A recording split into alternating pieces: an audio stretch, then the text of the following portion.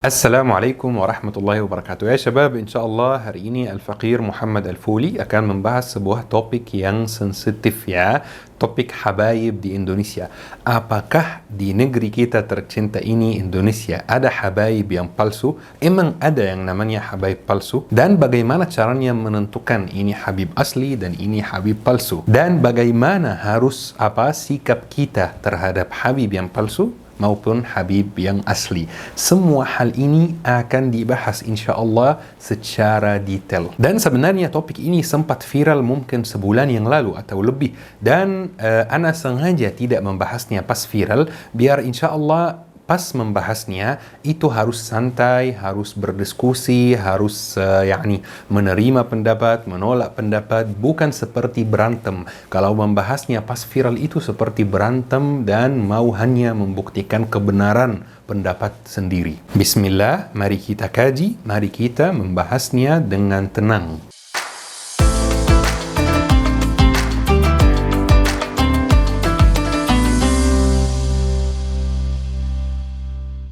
Ya syabab, Alhamdulillah Al-Faqir menuntut ilmu di Mesir dan Alhamdulillah juga sudah berinteraksi dengan banyak orang dari seluruh dunia karena memang saya kelahiran sana. Dan ada satu hal yang sangat unik di Mesir. Saya hari ini ceritakan, teman-teman kalau ada yang ke Mesir bisa praktekkan dan coba sendiri. Dan hal ini bukan hanya di Mesir tetapi di hampir semua negara Arab. Pergi misalnya ke negara seperti Yaman dan jalan seperti biasa, di jalan kaki, kemudian pas ketemu anak kecil yang umurnya mungkin 8 tahun, 9 tahun, 10 tahun, tanya dia, "Ish aslak ya? Kamu asli mana? Kamu dari suku apa? Kamu dari keturunan apa?" Antum bakal terkejut dengan jawabannya. Anak kecil umur 8 tahun, umur 10 tahun ini hafal silsilah nasabnya. Mulai ayahnya sampai Nabi Ismail, teman-teman. Masya Allah, hafal siapa ayahnya, siapa kakeknya, siapa buyutnya, siapa kakeknya, sampai Nabi Ismail. Luar biasa, Masya Allah. Kok bisa ya teman-teman, anak kecil di negara Arab hafal semua itu? Kadang-kadang nama buyut aja kita nggak tahu, betul kan? Dan ini sebenarnya hal yang sangat wajar, karena ada tradisi di negara Arab, Arab Saudi, Yaman maupun Mesir, yang namanya ilmu ansab, ilmu nasab. Ini salah satu ilmu yang sangat canggih dan sangat modern di negara Arab.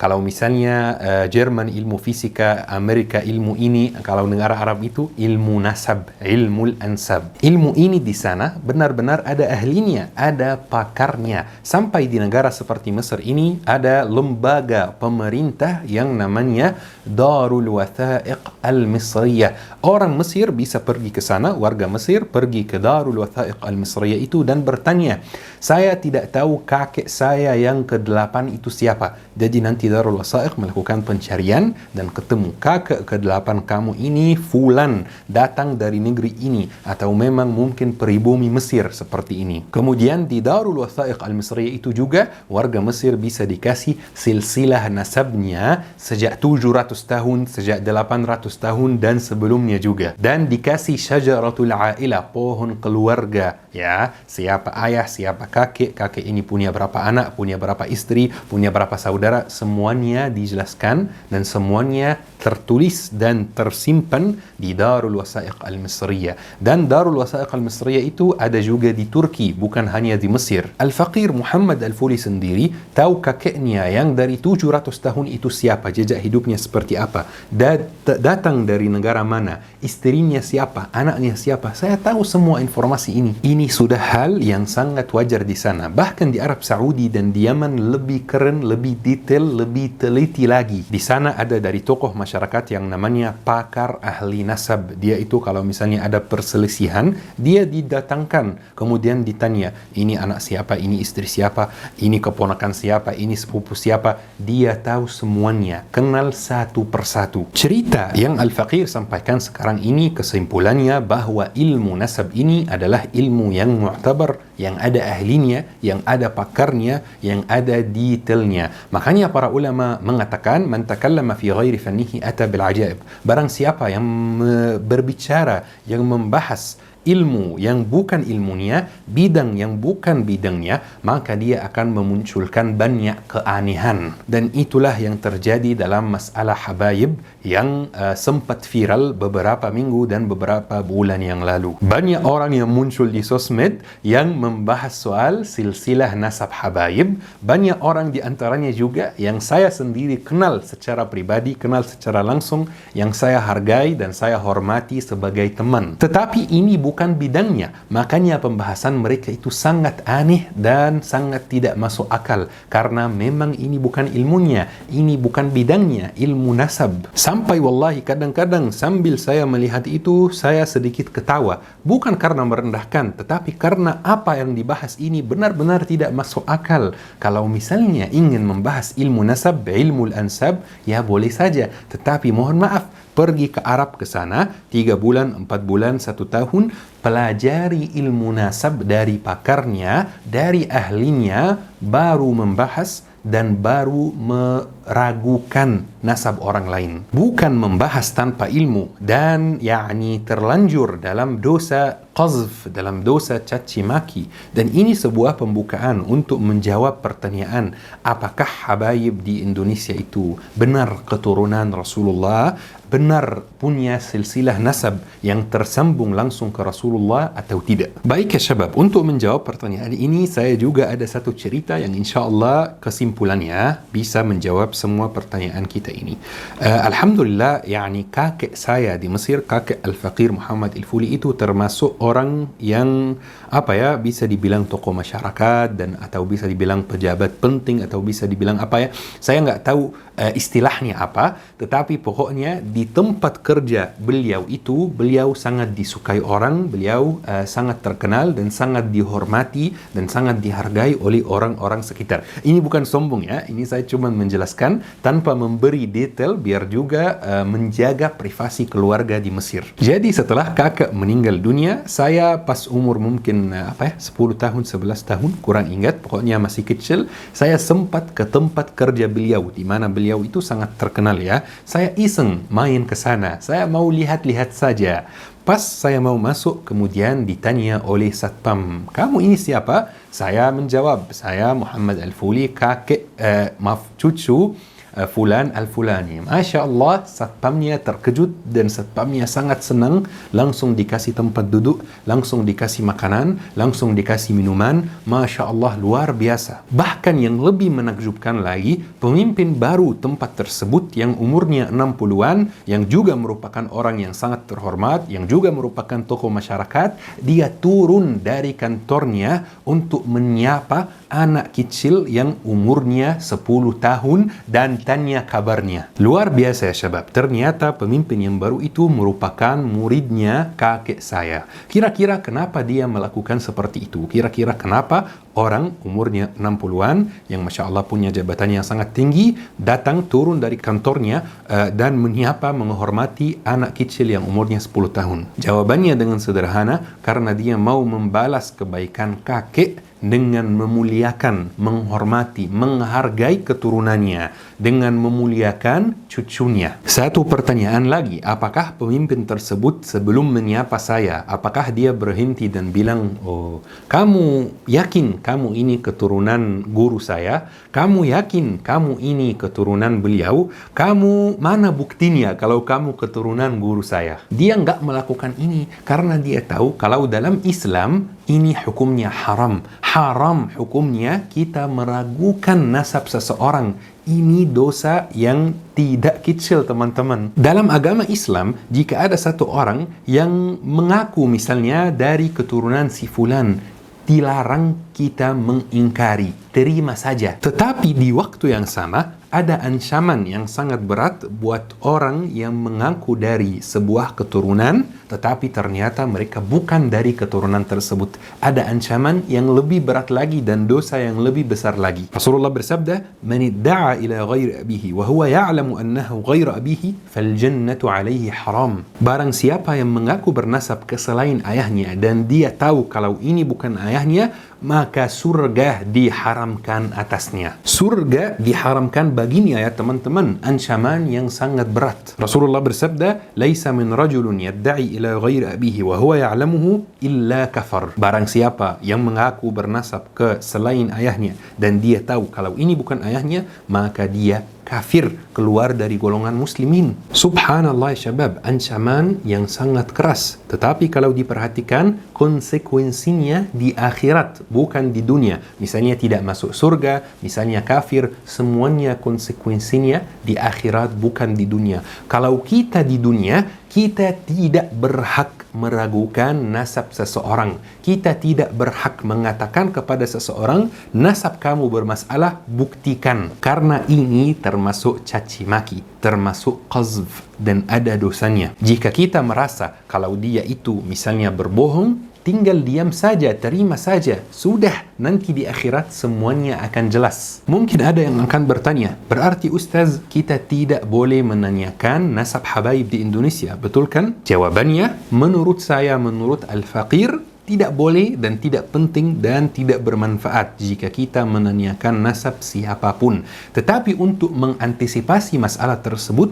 keturunan Rasulullah di setiap negara yang mereka kunjungi, mereka mendirikan lembaga, yayasan untuk memverifikasi, untuk mengecek nasab silsilah setiap orang yang mengaku kalau dia dari keturunan Rasulullah sallallahu alaihi wasallam. Setiap orang yang mengaku hal tersebut dicek oleh yayasan yang mereka dirikan itu. Kira-kira dia benar, jujur atau bohong. Kalau di Mesir misalnya namanya Niqabatul Ashraf. Kalau ada yang keturunan Rasulullah, pasti dia punya karneh, punya kartu dari Niqabatul Ashraf tersebut yang isinya betul orang ini dari silsilah nasab Rasulullah sallallahu alaihi wasallam.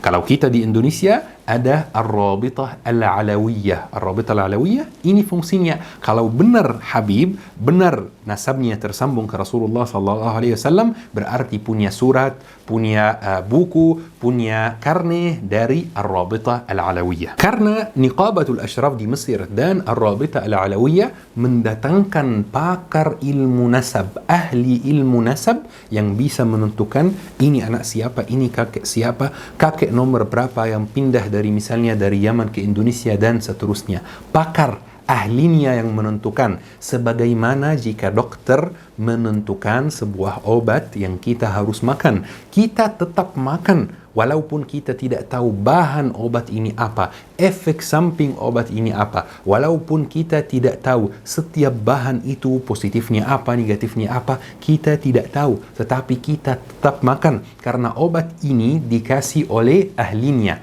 pakar ilmu kesehatan. Dalam contoh soal nasab ini, juga nasab ditentukan oleh ahlinya, oleh pakar ilmu nasab. Maka kita tidak boleh meragukan kalau kita tidak punya ilmu dalam soal nasab ini. Jadi ya syabab, solusinya mudah untuk mengetahui ini Habib atau bukan. Jika terdaftar dalam Rabitah Alawiyah, maka dia 100% Habib. Tidak ada keraguan dan tidak boleh ada yang meragukan karena dia dapat sertifikat, dapat pengakuan dari pakar ilmu nasab bahwa dia keturunan Rasulullah. Tidak ada keraguan dan tidak boleh ada yang meragukan. Ya syabab, dalam cerita yang Al-Faqir Muhammad Al-Fuli tadi sampaikan, orang yang jabatannya tinggi itu yang umurnya 60-an menghormati dan menghargai anak kecil yang umurnya 10 tahun karena kakek anak kecil tersebut, yaitu saya waktu itu, merupakan guru pejabat tersebut.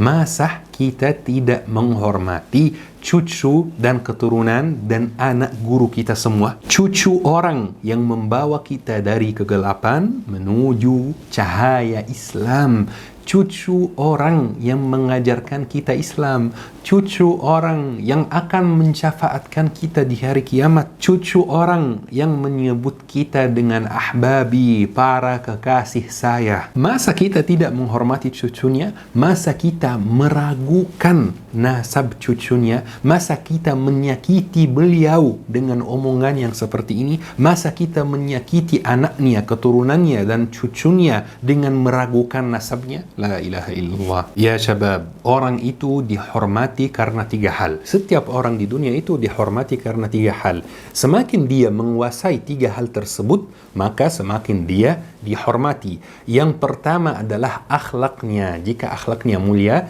dia dihormati orang. Yang kedua adalah ilmunya. Jika dia berilmu, maka dia akan dihormati orang. Yang ketiga nasabnya. Jika dia misalnya merupakan anak teman dekat kita atau anak misalnya guru kita, maka kita akan menghormati dia. Mungkin ada yang akan bertanya, mohon maaf Ustaz, kadang-kadang saya lihat di YouTube atau di dunia nyata ada beberapa orang yang habaib yang mohon maaf akhlaknya tidak seperti kakeknya. Mohon maaf melakukan hal yang tidak boleh dilakukan. Ini bagaimana Ustaz? Ini jawabannya dengan sederhana. Masih ingat 3 hal yang saya baru sebutkan ini?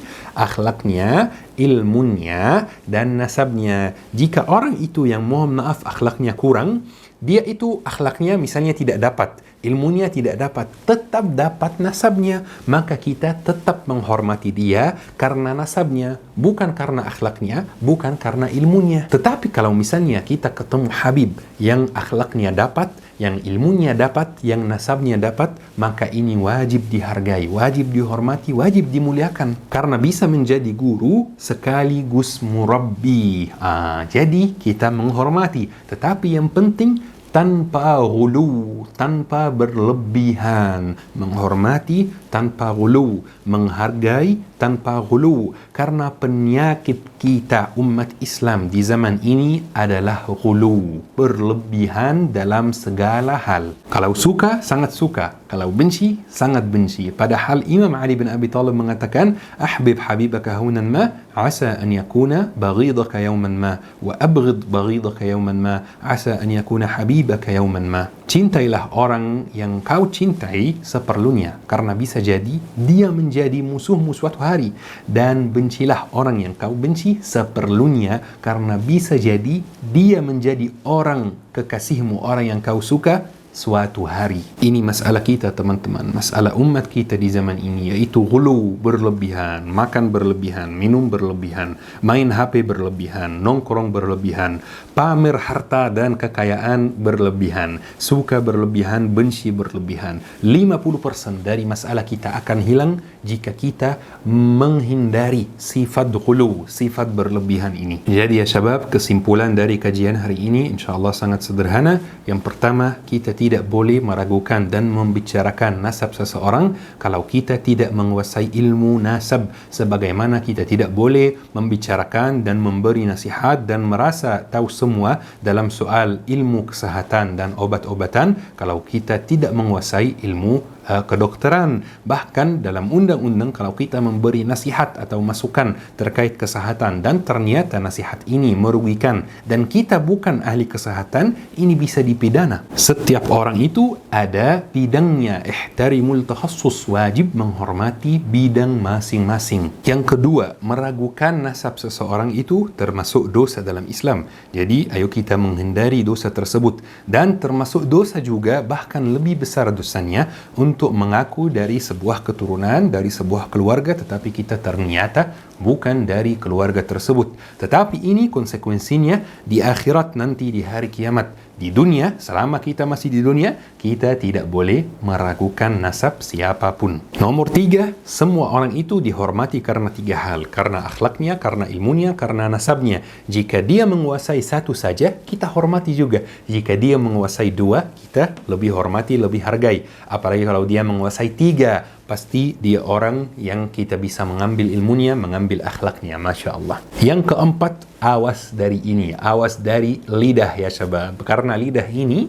bisa membawa kita ke surga kalau kita banyak berzikir, kalau kita banyak bicara yang baik, kalau kita banyak baca Al-Quran, dan na'udzubillah bisa membawa kita juga ke neraka kalau kita meragukan nasab fulan, kalau kita membicarakan kejelekan dan keburukan fulan. Na'udzubillah, na'udzubillah. Semoga insyaAllah kajian hari ini bermanfaat dan mudah dipahami. Semua pertanyaan, semua kritik, semua masukan dipersilakan silakan. Yang penting dengan bahasa yang sopan, bahasa yang tidak menyinggung siapapun. Tidak boleh kita memberi kritikan yang mengandung misalnya caci maki, yang mengandung bahasa yang kasar, yang mengandung hal yang menyinggung orang atau kelompok. Dan komentar-komentar yang seperti ini akan dihapus oleh tim. Mohon maaf jika ada kesalahan. Subhanakallahumma bihamdik, asyhadu an la ilaha illa anta, astaghfiruka wa atubu ilaik. Syukran. Wassalamualaikum warahmatullahi wabarakatuh.